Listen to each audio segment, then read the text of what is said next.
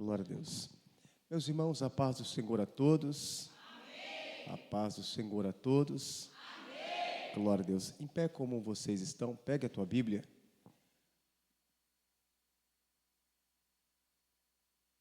Quero ler com os irmãos Evangelho de São João, capítulo de número 11. Enquanto a igreja está procurando, eu quero externar minha gratidão mais uma vez por estar aqui, a convite do meu amigo, pastor Alex, que está de férias. Merecidas férias, juntamente com a pastora Tamara. Ele falou que está na live, né? Ele está aí? Tá? Merecidas férias, porque, irmãos, nós temos que entender uma coisa: ministério é para a vida toda. E descansar faz parte do ministério. Então, meu amigo, pastor Alex, aproveita essas férias. Certa feita, perguntaram a Martin Lloyd Jones, um obreiro. Ele falou assim: doutor, eu estou me sentindo frio espiritualmente. Eu vou para a igreja e parece que todo mundo sente a presença de Deus, menos eu.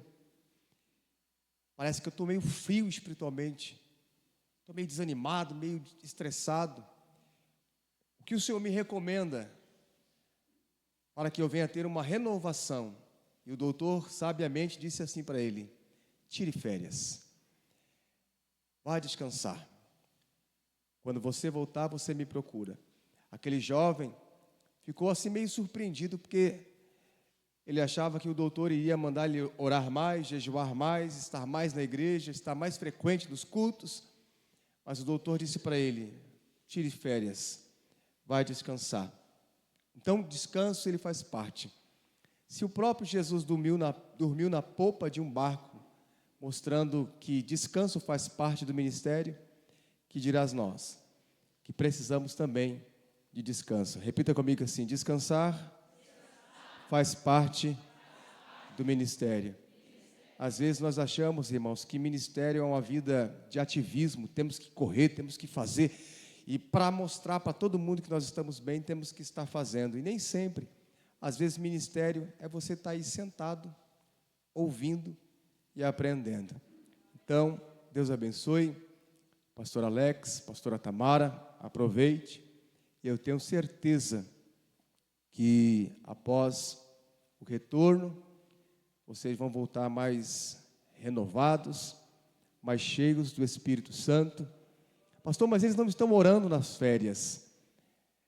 Grave o que eu estou falando, irmãos. Umas férias, um descanso faz muito bem. Tudo que Elias precisava era dormir e descansar. Quando ele volta renovado. Deus abençoe. Capítulo 11, versículo 37 de João. 11, 37 de João. Quem achou, diga amém. A palavra de Deus diz assim.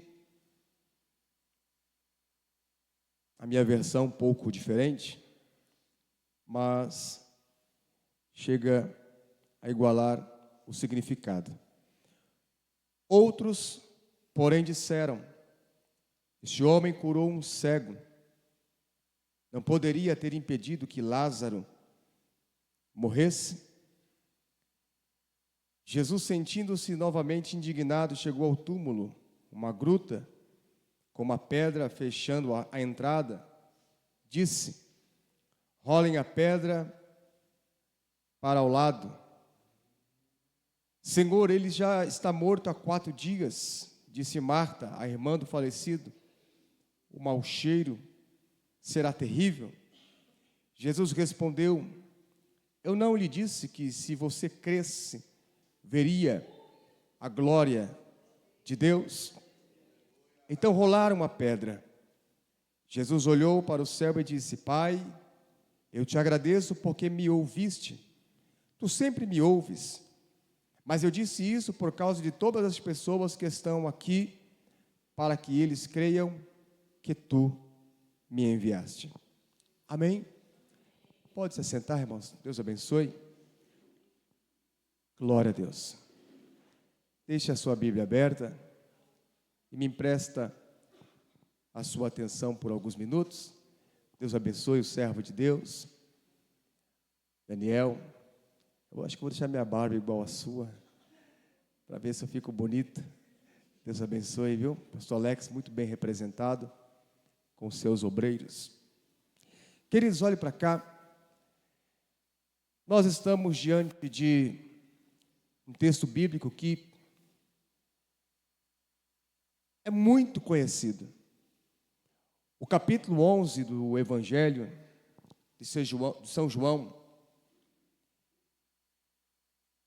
ele vai nos mostrar, irmãos, a vida de uma família que a família toda era amiga de Jesus. Dificilmente nós temos esse perfil que nós acabamos de ler aqui no capítulo 11, porque às vezes você é amigo de uma pessoa, você é amigo de um homem ou de uma mulher, mas não é amigo da família. Às vezes você é amigo de alguém, mas não é um amigo do pai, não é amigo da irmã, não é amigo do irmão, você é amigo de tal pessoa daquela família, mas não amigo da família toda. Mas o capítulo 11 do Evangelho de João fala que dentre tantas as pessoas que Jesus se relacionou, fala sobre uma família que era amiga. E aqui eu faço uma observação. A família toda, Marta, Maria, Lázaro. Não era só Lázaro que era amigo de Jesus. Maria também era. Não era só Lázaro e Maria que eram amigos de Jesus. Marta também era amiga de Jesus. E é muito bom quando você é amigo de uma família. Quem me ouve, diga amém. É muito bom quando você é amigo de toda uma família. E dentro dessa perspectiva de amizade, de relacionamento, eu vejo no capítulo 11 aqui, que nós temos a base de todo o relacionamento, dentro desse capítulo 11 do Evangelho de João. Jesus, ele visitou muitas famílias, visitou muitas casas. Nós vemos Jesus entrando na casa de um certo Simão, que era leproso. Nós vemos Jesus entrando na casa da sogra de Pedro. E Jesus muitas vezes entrou também na casa de Marta, Maria e Lázaro. E você só abre a porta da tua casa para pessoas que é considerada amiga. Eu não considero como amigo alguém que não conhece o meu endereço. Eu não considero como amigo alguém que não senta na minha mesa. Às vezes alguém pode dizer, pastor, mas eu conheço uma pessoa há tantos anos, ele é meu amigo, mas não teve a oportunidade de sentar na minha mesa. De repente a distância, de repente alguma dificuldade que teve, que essa pessoa não teve essa oportunidade. Mas amigo aqui, dentro desse contexto, fala sobre um relacionamento muito profundo. E Jesus, ele era tão íntimo com essa família que muitas vezes a própria Bíblia diz que ele comia na casa de Marta, Maria e Lázaro. Eu entendo que você convidar alguém, abrir as portas da sua casa para alguém sentar na tua mesa, a mesa fala sobre comunhão, a mesa fala sobre intimidade, e é na mesa também que você expõe algumas situações, você abre o seu coração para falar da tua vida, contar as suas conquistas, e também você desabafa na mesa contando as suas dificuldades.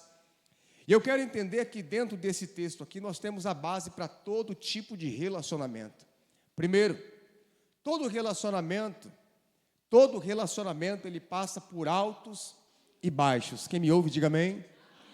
todo relacionamento ele passa por altos e baixos.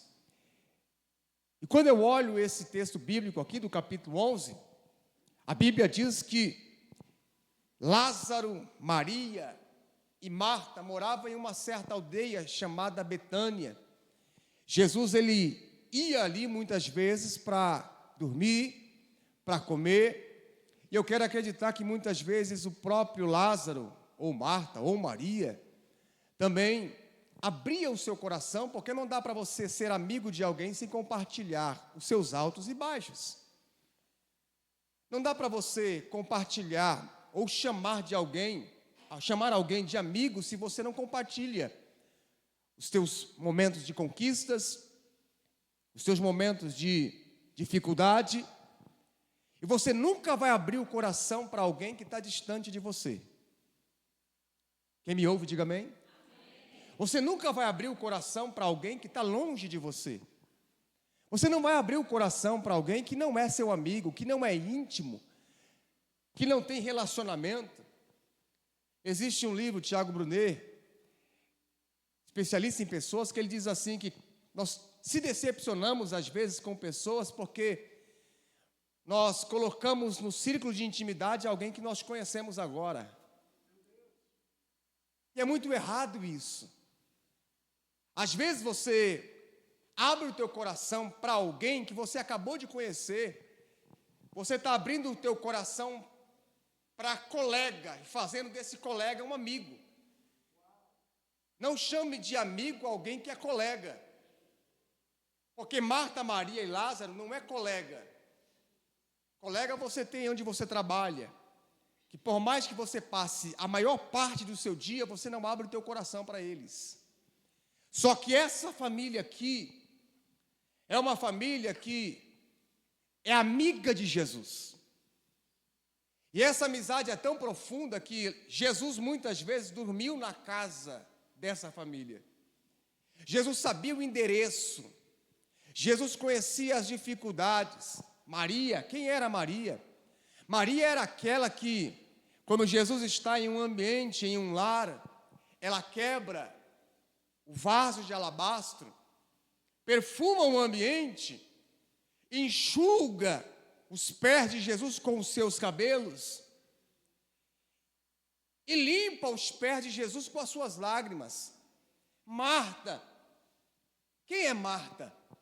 Marta é a mesma que se ocupava.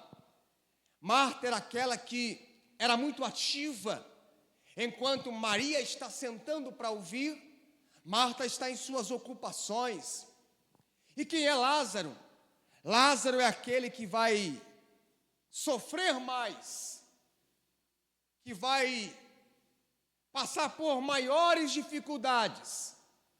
Ele vai viver o seu momento de dificuldade na sua saúde. Mas dentre Marta, Maria e Lázaro, cada um com o seu perfil, cada um com o seu comportamento, nós vamos olhar que Lázaro é o que vai sofrer mais. E eu entendo que quem mais sofre é o que mais vive milagre. Vou falar mais uma vez. Quem mais sofre é o que mais vai viver milagre. Eu posso perguntar para vocês aqui, quem quer viver milagre de Deus aqui? Só que você precisa entender que quanto mais milagres eu quero, mais sofrimento eu vou passar. Porque você vai ver que Maria é aquela que prioriza Deus. Ela prioriza tanto que Jesus chega a dizer assim, que Maria escolheu a melhor parte, isso não vai ser tirado dela. Marta, por outro lado, ela tem um outro perfil. Ela é aquela que se ocupa. Ela não é tão espiritual quanto Maria. E Lázaro é aquele que vai ser o alvo, que Deus vai permitir algumas coisas para que o nome dele seja glorificado. E dentro do reino de Deus, Deus não vai desperdiçar nenhum dos três. Deus precisa de uma Maria que prioriza, que senta para ouvir, que é espiritual, que quebra o vaso de alabastro.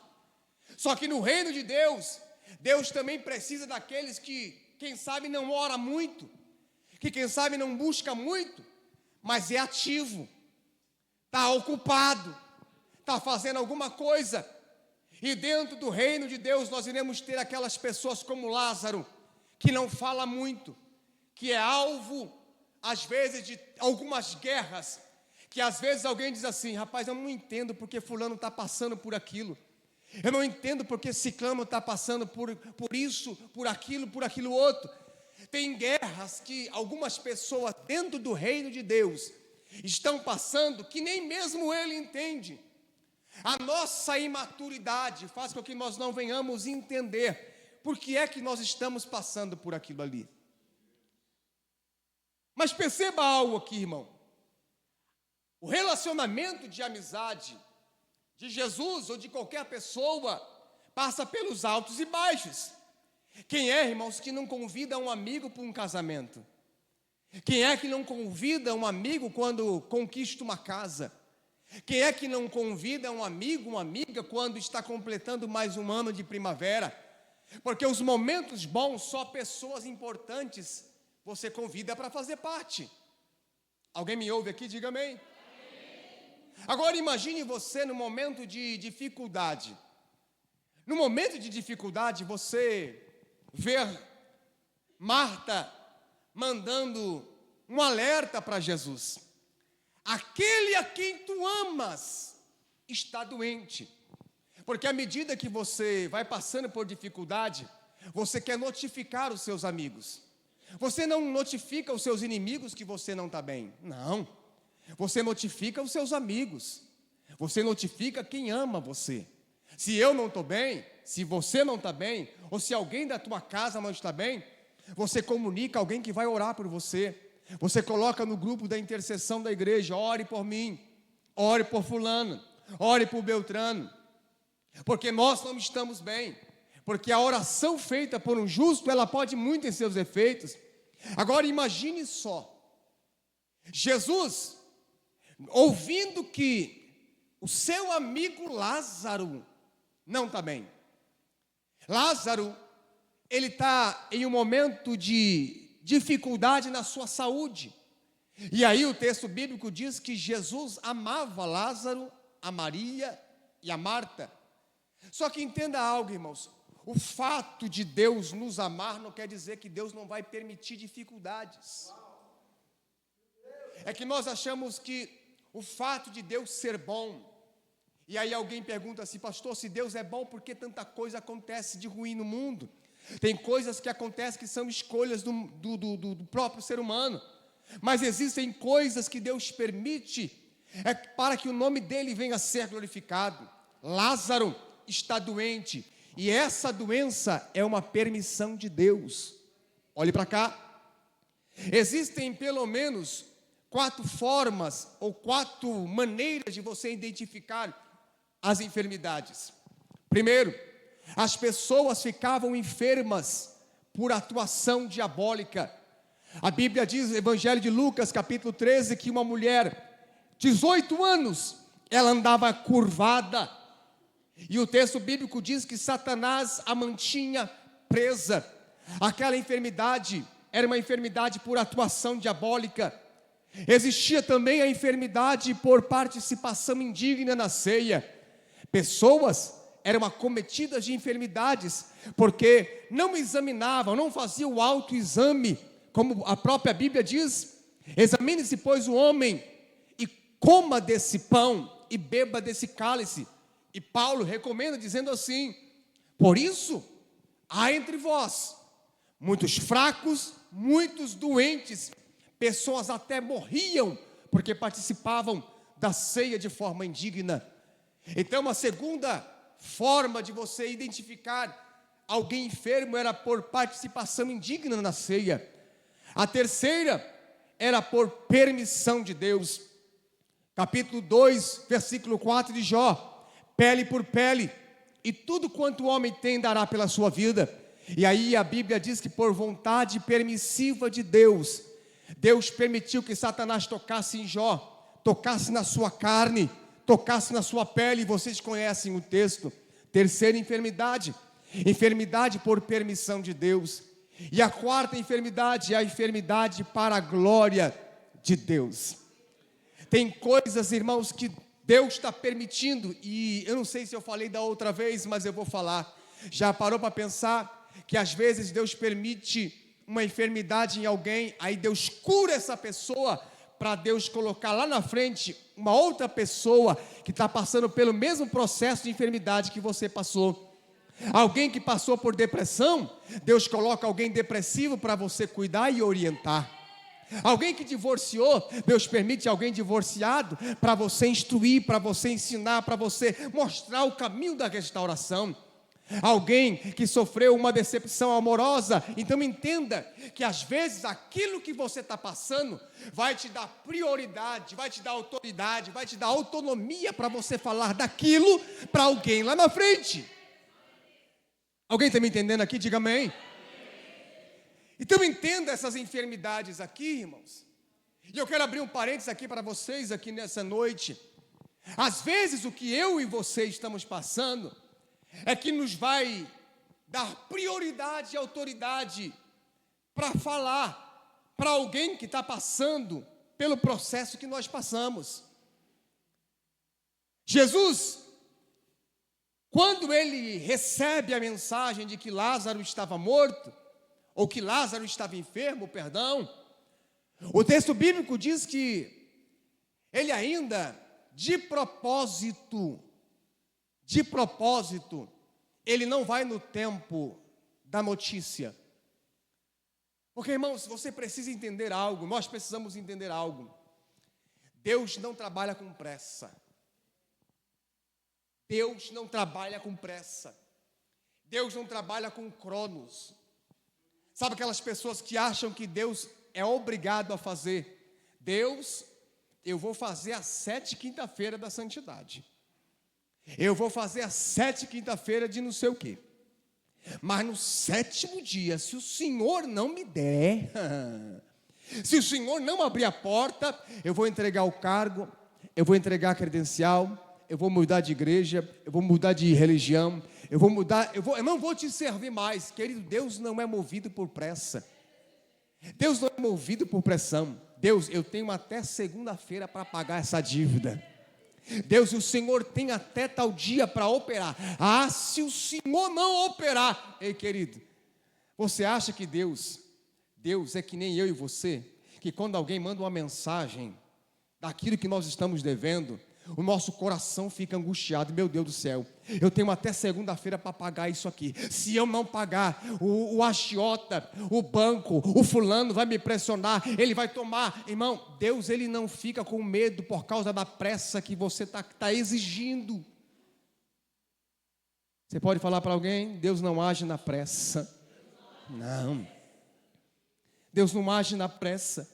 É por isso que a Bíblia diz assim, irmão, que lançando sobre ele toda a vossa ansiedade, porque ele tem cuidado de vós.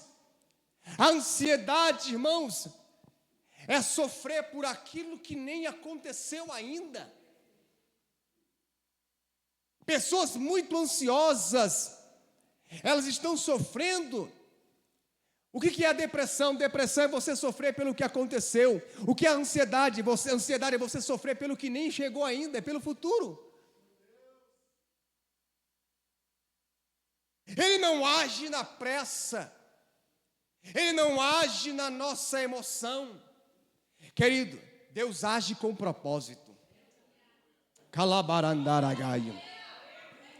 Deus, ele age com propósito. Olhe para cá. Se Jesus, sendo amigo de Lázaro, de Marta e de Maria, ele permitiu a morte, que dirá de nós que às vezes cultuamos a ele aos domingos? Que dirá você que está aí, irmãos, turistando na adoração? Não, eu sou crente domingueiro, eu só vou aos domingos, eu não tenho vida com Deus, eu tenho um compromisso só de vir no culto de domingo para minha semana ser abençoada. Não, irmãos, olhe para a Bíblia, o texto bíblico é claro em dizer que Jesus, quando ele ouve uma notícia dessa ruim, ele não é movido pela pressão. E qual é a tendência nossa quando nós não estamos bem?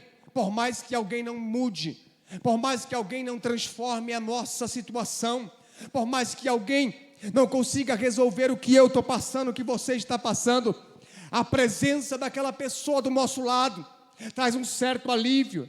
Quem é que quando arrumou a confusão na escola, quem é que quando arrumou a confusão em algum ambiente, você falou para alguém assim: mexe comigo agora, meu irmão está aqui, meu pai está aqui, meu irmão está aqui, minha irmã está aqui, porque a presença daquela pessoa trazia segurança, fazia você ficar valente. Tanto é que Marta e Maria disseram assim: se o Senhor estivesse aqui, o meu irmão não teria morrido. Ou seja, não é que alguém vai resolver o teu problema, mas a presença daquela pessoa, irmão, do teu lado, ia trazer segurança, ia trazer alívio. Mas aí a Bíblia diz que de propósito, Jesus demorou, e esse demorou eu estou usando no meu tempo, porque ele não chega adiantado e nem atrasado, ele chega na hora certa.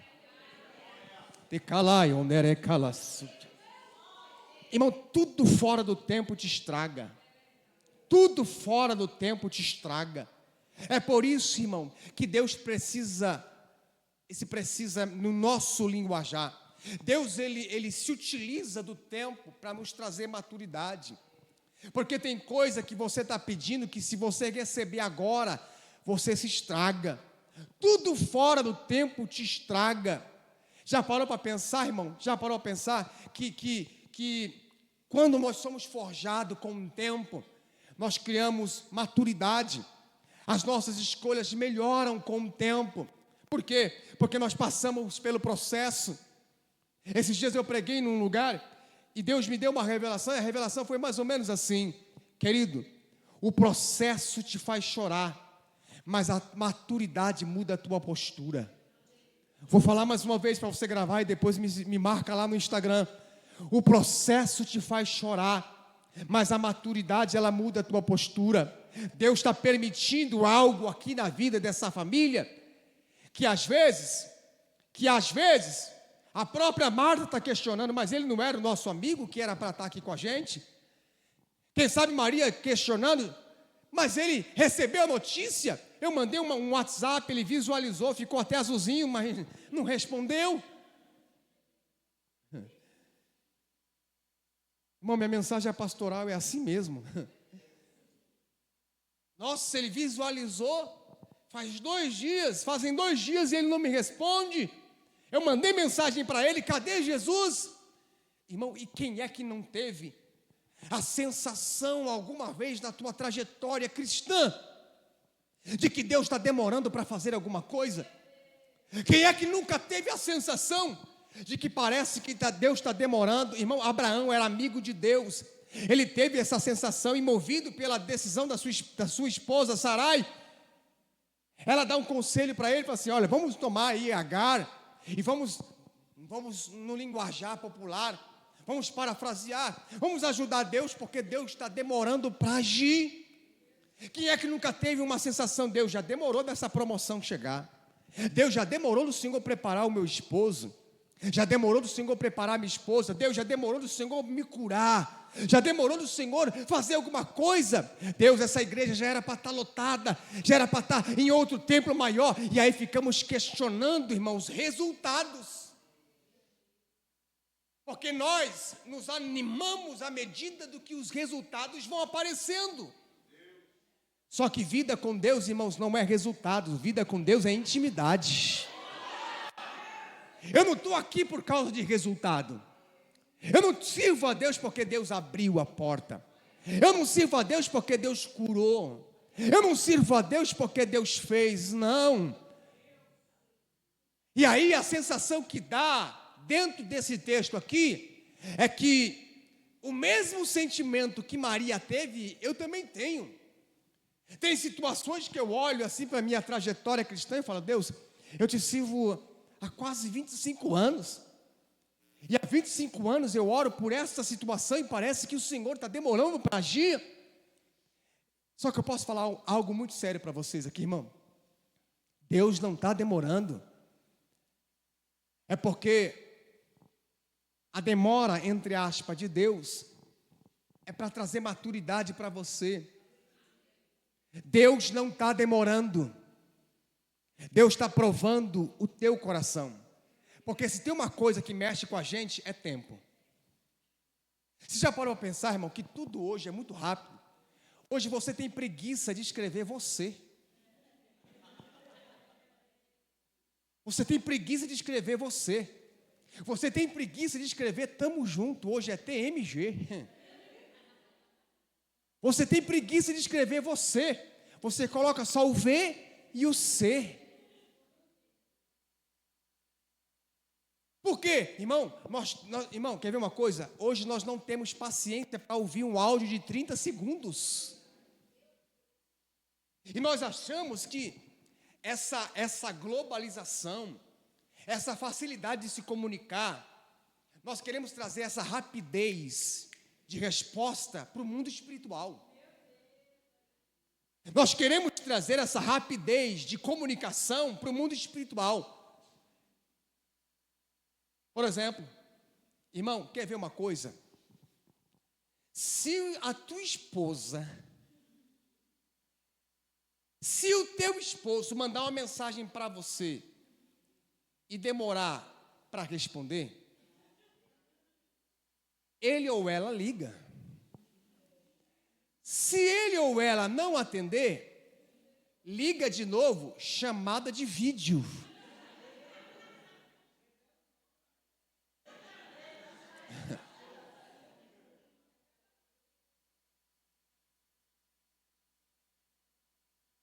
Se não atender chamada de vídeo, manda uma mensagem dizendo assim, manda uma foto onde você está.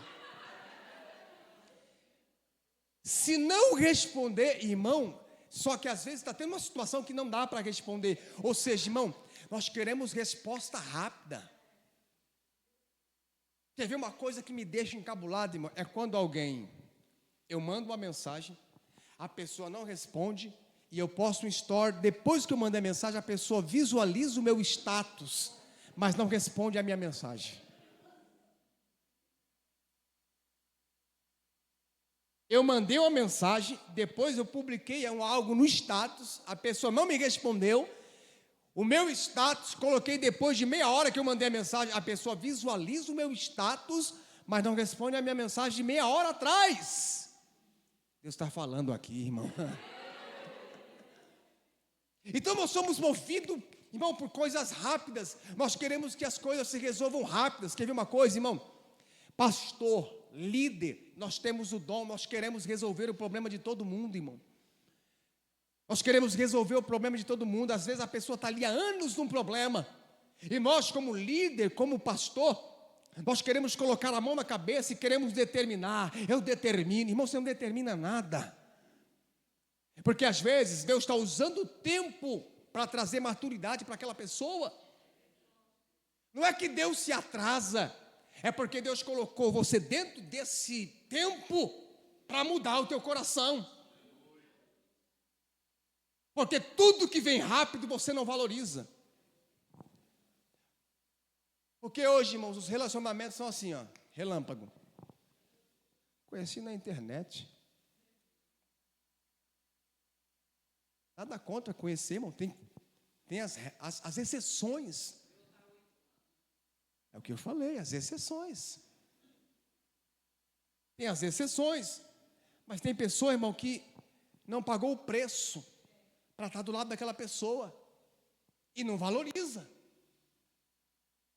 Olha Jacó, 14 anos por alguém, foi forjado no tempo. Então você percebe que tudo que você conquista fácil, você não valoriza. Mas tudo aquilo que você conquistou com demora, com suor, com preço, você valoriza.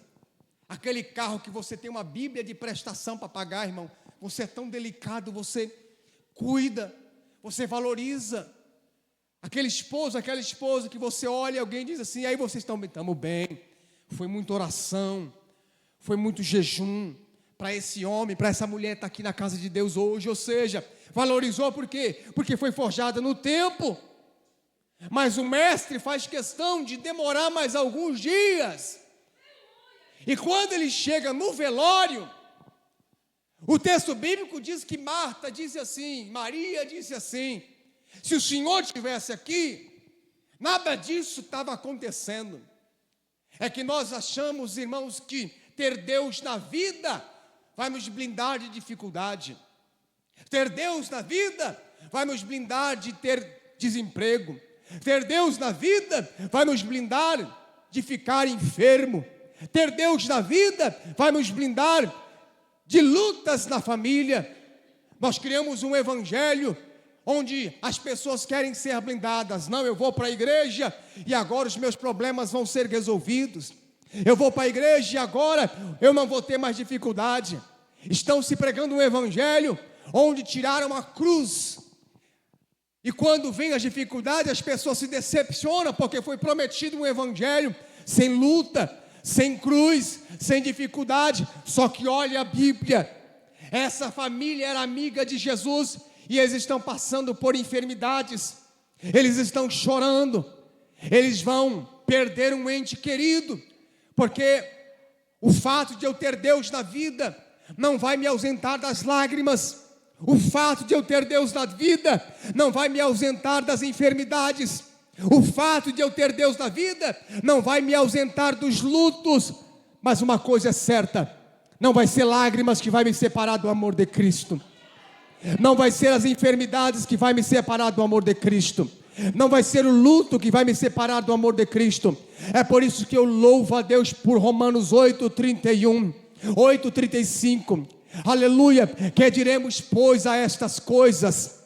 Aleluia, se Deus é por nós, 31, quem será contra nós? 35, quem nos separará do grande amor de Deus que está em Cristo Jesus?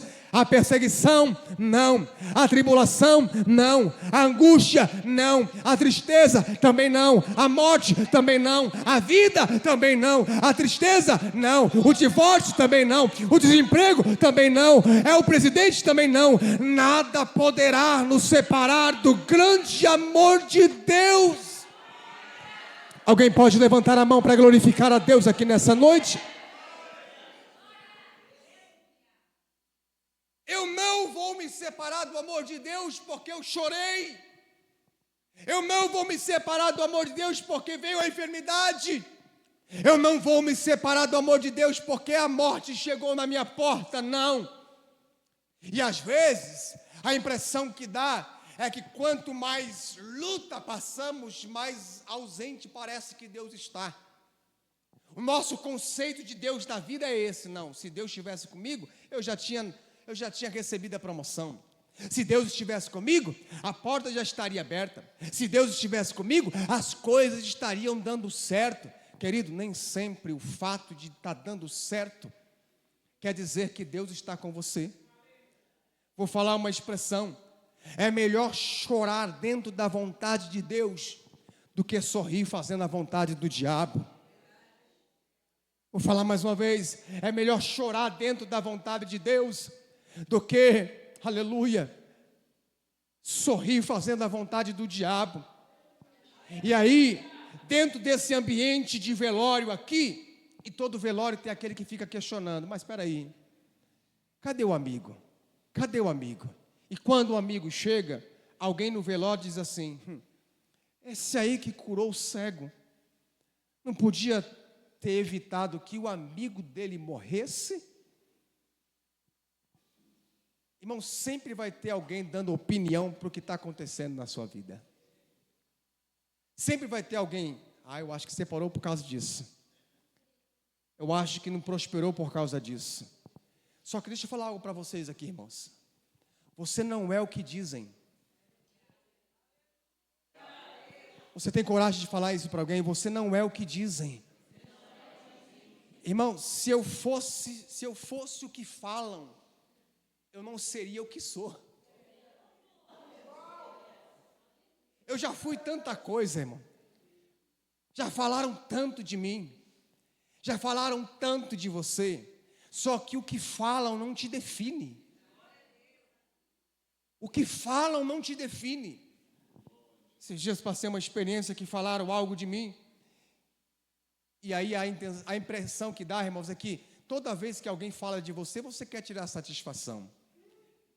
Toda vez que alguém fala, rapaz, falaram assim de você. Eu se fosse você.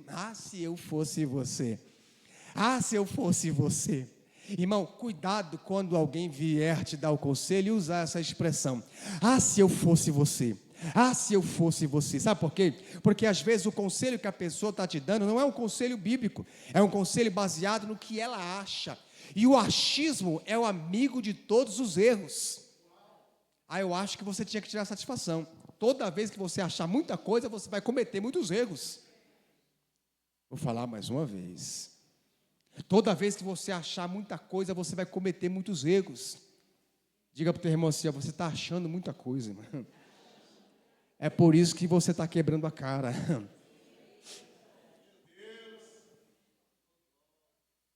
Mas não é amigo dele?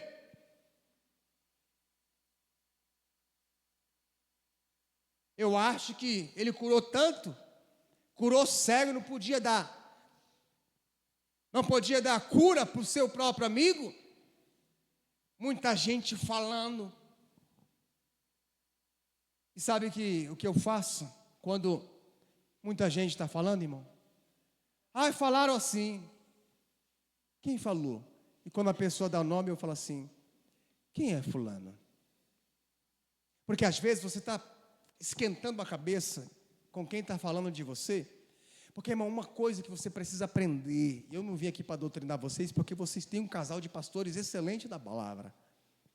Uma coisa que você precisa entender, irmãos, pare de ficar dando crédito para quem está falando, porque às vezes quem está falando é imaturo demais. Esses dias, eu tenho 2 filhos, vocês conhecem o Theo e o Joaquim. E às vezes, irmãos, quem tem mais de 2 filhos sabe, quem tem 2 filhos sabe, como às vezes tem aquele ciúme entre irmãos. É assim ou não é? É. Esses dias teve uma briguinha lá por causa de uma bolinha entre o Theo e o Joaquim. E aí o Theo pegou a bola do Joaquim. E aí eu fui lá e peguei a bola do Theo e devolvi para o Joaquim. E o Theo falou assim, eu não sou mais amigo do Joaquim. E eu falo, filho. Irmão, tem tanta gente, irmãos, que está falando coisas porque não tem maturidade. Então você precisa ter paciência com os imaturos. Alguém está aqui, irmãos? Está muito difícil para receber essa palavra aqui nessa noite. Você precisa ter paciência. Quem está falando? É fulano. Vou orar por ela. Vou orar por ele. Está no leite ainda. É imaturo. É novo. Não tem peso. Não sabe aquela expressão de Jesus assim? Perdoa, Pai, porque não sabe o que está falando. Irmãos, imagine você quase para morrer. Jesus de braços abertos, olhar para o céu, fazer uma oração e falar assim, Pai, perdoa. A imaturidade deles não dão consciência do que eles estão fazendo. Ou seja, irmão, releva, deixa para lá. Porque tem coisa, irmão, sabe aquele meme, irmão, daquele rapaz, eu não sei se eu contei aqui, aquele rapaz que num vídeo ele fala assim, quanto que é 2 vezes 2? E o rapaz fala assim, é 5, aí o camarada fala assim, acertou, miserável. Quanto que é 5 vezes 4? Diz, é 37, acertou, miserável. Quanto que é tal vezes tal? É X, rapaz, tu tá acertando todas hoje, hein? Acertou. Quanto que é 4 vezes 4? É 27. Rapaz, tu acertou de novo, miserável. Tu acerta todas. Irmãos, eu aprendi algo com aquele vídeo ali. Irmãos, por mais que seja engraçado, mas eu aprendi uma coisa com aquele vídeo, sabe o quê? Irmãos, às vezes você precisa deixar as pessoas ter o senso de que você está certa. Tem pessoa, irmão, que se você discutir, mesmo tendo uma razão, você perde a tua paz. Ou seja, tem pessoa que você não precisa discutir, principalmente homem.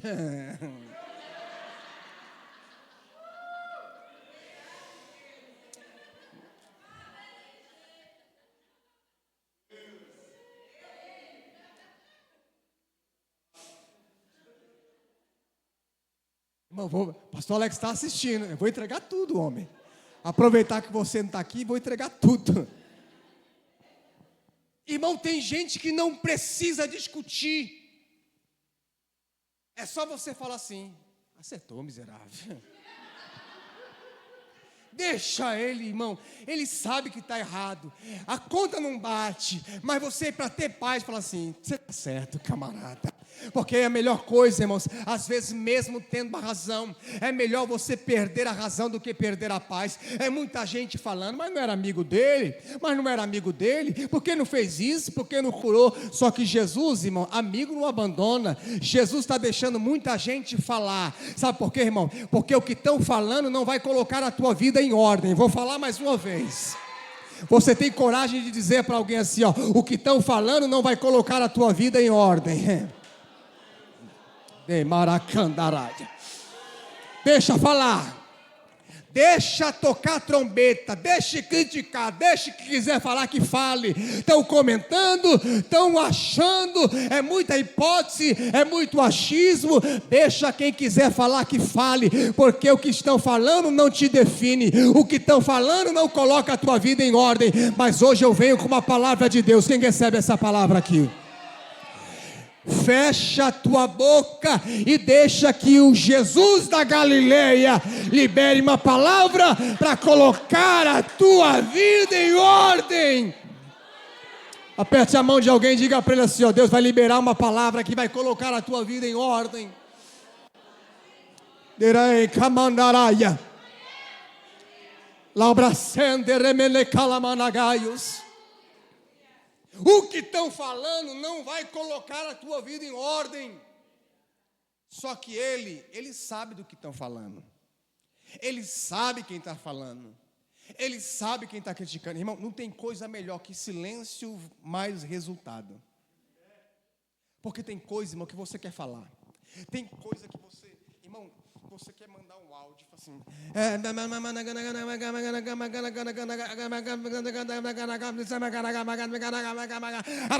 quer mandar um áudio, você quer responder na hora, 5 minutos de áudio que você está mandando, você não enviou ainda. Aí o Espírito Santo fala assim: não manda.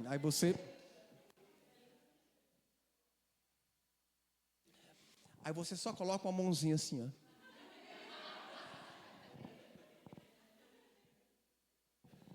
Aí você quer responder todo mundo. Você quer fazer uma linha de transmissão. Não, vou responder esses miseráveis. Porque eu sou sangue, eu tenho sangue nortista, eu sou do norte, eu sou nordestino. E eu aprendi com o papai que eu não levo desaforo para casa. Irmão, Jesus levou tanto desaforo para casa. Você quer abrir a boca, você quer falar, mas fique quietinho, sabe por quê? Porque ele tá no velório, ele está no ambiente. Querido, deixa eu falar uma coisa para você. Fecha a tua boca, porque Deus no teu silêncio vai causar resultado para a tua vida. Vou falar mais uma vez para quem acredita aqui. Levante a mão para cima. Fecha a tua boca, sabe por quê? Porque não tem coisa melhor do que você calar a boca de quem está falando com resultado. E hoje o Espírito Santo manda dizer através dessa palavra: fique quieto, fique quieta. Não tem coisa melhor do que o resultado de Deus na tua vida. Aí Jesus, para calar a boca de muita gente, fala assim: onde é que colocaram ele? Onde é que ele está enterrado? Irmãos, completou agora, 2013, 13 anos que eu enterrei minha mãe. 13 anos. E depois que eu enterrei minha mãe, eu visitei o corpo dela, porque ela não está mais lá. Eu visitei o corpo da minha mãe uma vez só, depois de um ano. Depois de um ano, Deus a recolheu. Visitei uma vez só. Jesus está olhando e está dizendo assim: onde é que colocaram ele? Eu visitei minha mãe e não pude fazer nada. Na verdade, eu fui ali, porque, irmão, quando a gente perde um ente, uma pessoa querida, a ficha demora para cair. E passaram-se um ano depois da morte da minha mãe, e a impressão que eu tinha é que ela ainda estava internada, e que daqui a pouco ela iria voltar para casa. E um dia eu preguei numa vigília, meu irmão estava comigo, E nós chegamos da vigília, era mais ou menos umas 7 horas da manhã. E na frente de casa, nós começamos a conversar sobre a nossa família. E citei o nome da minha mãe. E ele falou assim, vamos lá no cemitério, vamos lá, vamos lá. E eu falei assim, vamos. E eu fui lá, irmãos. Quando eu vi lá Maria de Lourdes, a data de nascimento, a data de falecimento, eu não tive palavras. Ali minha ficha caiu. Tua mãe morreu, cara. Tua mãe morreu. E voltei. Pastor, foi bom para o senhor? Foi bom, porque ali realmente a ficha caiu. E nunca mais voltei.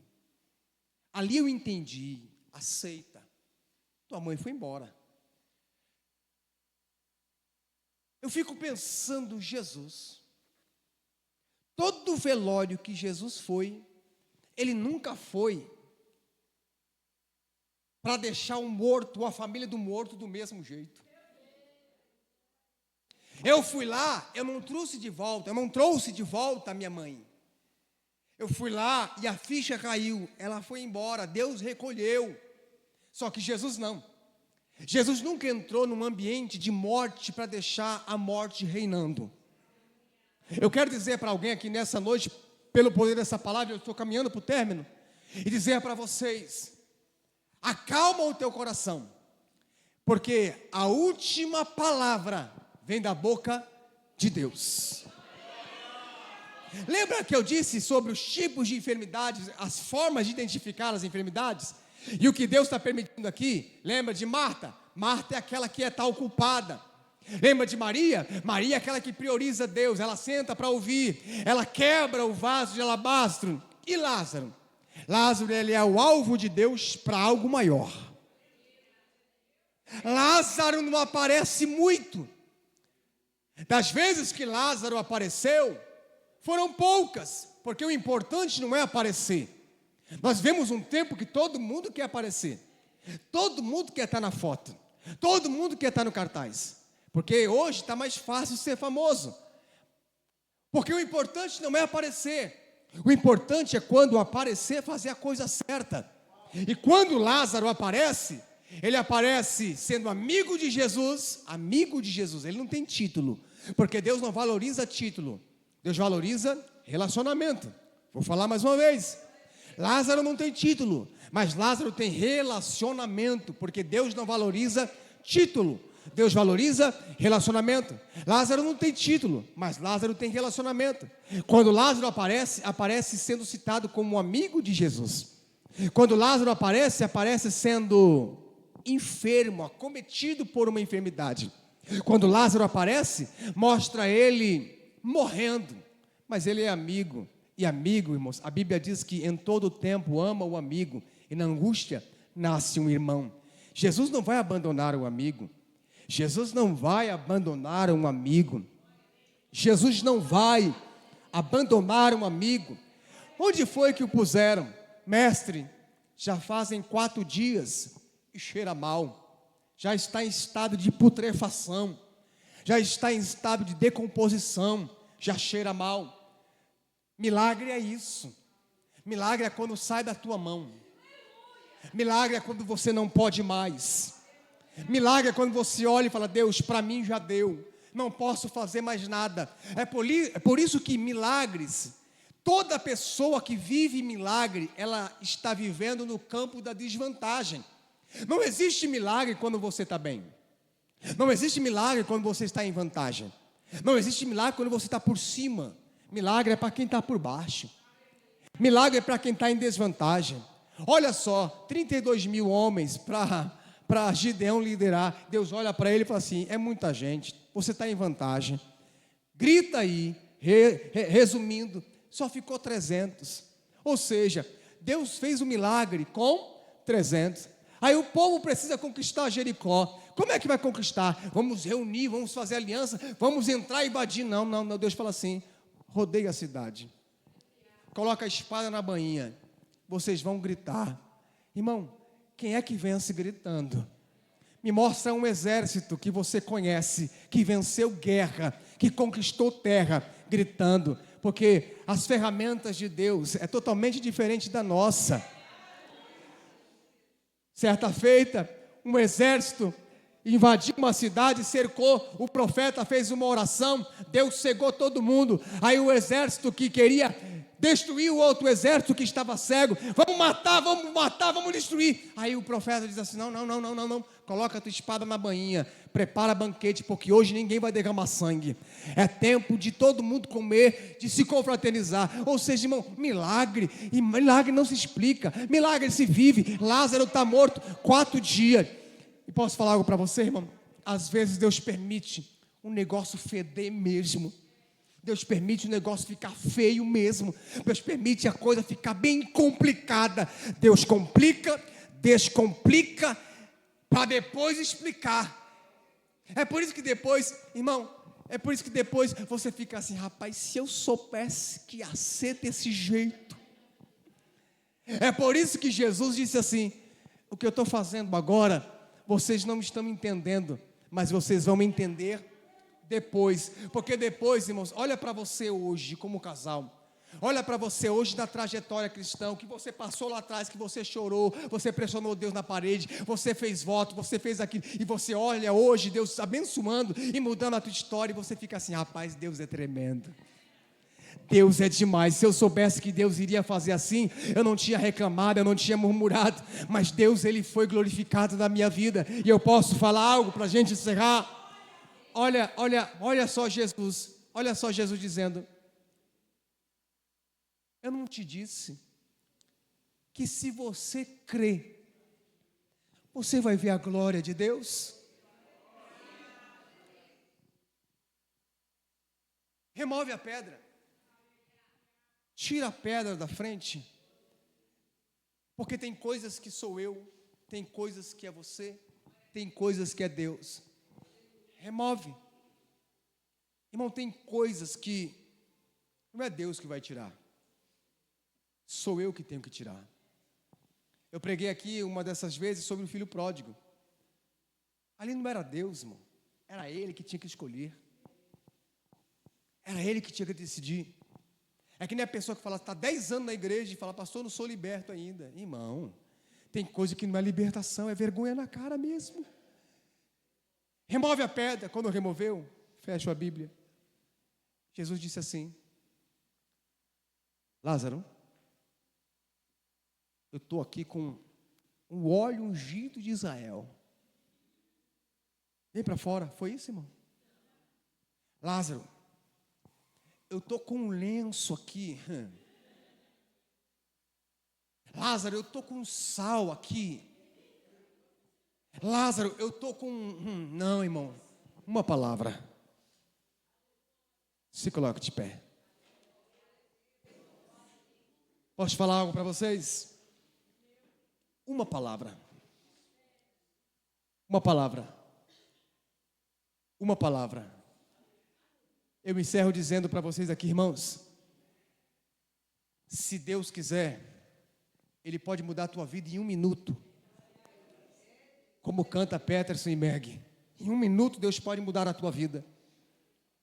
Uma palavra que Deus liberar aqui nessa noite pode mudar a tua história. Mas sabe qual que é o nosso mal? Nós cremos duvidando.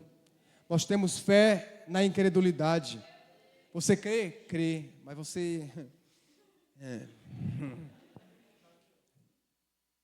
Então, posso falar algo muito sério. Deus não abençoa dúvidas. Ou você acredita ou você não acredita. Assim como não existe meia bênção. Ou Deus te abençoa ou Deus te abençoa. Eu encerro essa mensagem liberando para vocês esta palavra. O Deus que o livra de um mal, Ele pode te livrar de outro mal. O Deus que te abençoa, Ele pode liberar outras bênçãos. E eu quero encerrar essa palavra dizendo para alguém aqui hoje, Deus está liberando uma palavra de milagre para o teu coração. Eu entrego o microfone ao servo de Deus, Daniel, mas eu gostaria que você abraçasse pelo menos 3 ou 4 pessoas e dissesse para ele ou para ela, a expressão que eu vou falar para vocês assim, ó. Diga para ele ou para ela assim, ó. O Deus que te trouxe até aqui. Vamos lá? Você vai abraçar pelo menos 2 ou 3 pessoas e vai dizer assim, ó. O Deus que te trouxe até aqui vai te sustentar aqui. Vamos lá? O Deus que te trouxe até aqui vai te sustentar aqui. Isso, sai do teu lugar. Abraça alguém, diga para ele.